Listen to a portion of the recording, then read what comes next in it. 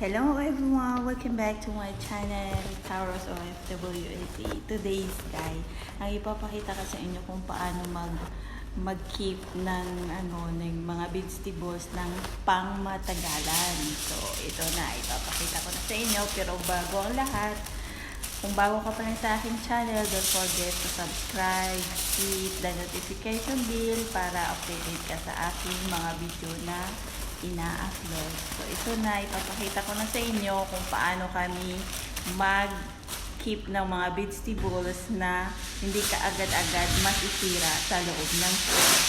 So, ito na siya.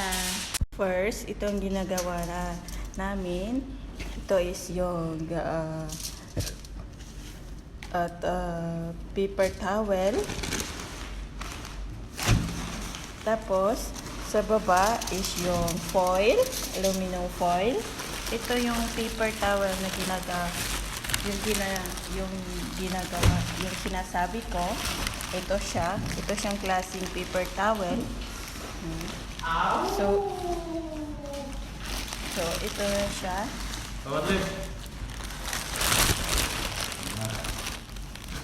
So my friend is still searching. Where are some of the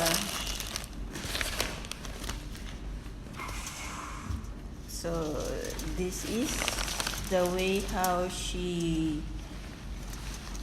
keep the vegetable longer. You have to fold it, it's like folding like a professional. Okay. And then she will put in one side, so this is how it looks like now. And then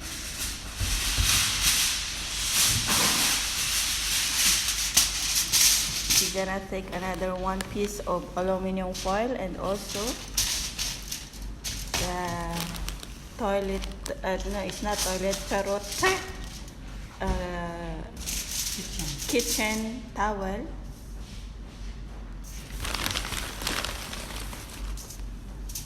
So there it is. This is coriander leaves in English, and Arabic is kusbur.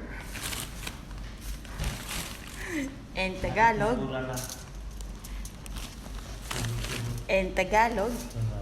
I don't know what is in Tagalog. So here it is.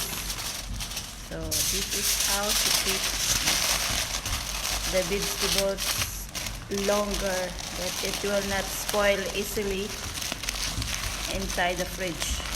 So it's clever methods, right?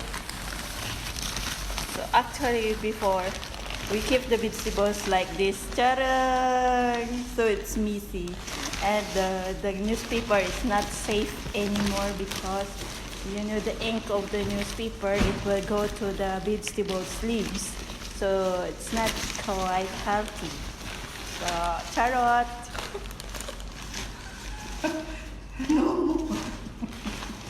So she's searching the kusbor. She keep all the things. See, this is the kusbor that we keep in the newspaper. It's not fresh anymore.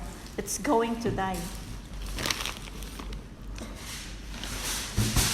So our tagaluto is complaining because I told him not to talk because I'm going vlog. So here again, she take another part. Just easy, very simple, guys. So now she's putting the spent,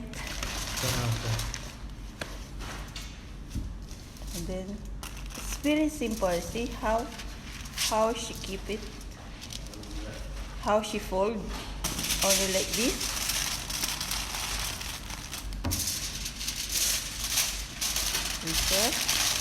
It's so simple. This is the smartest way how we keep the vegetables longer in the fridge. So now it's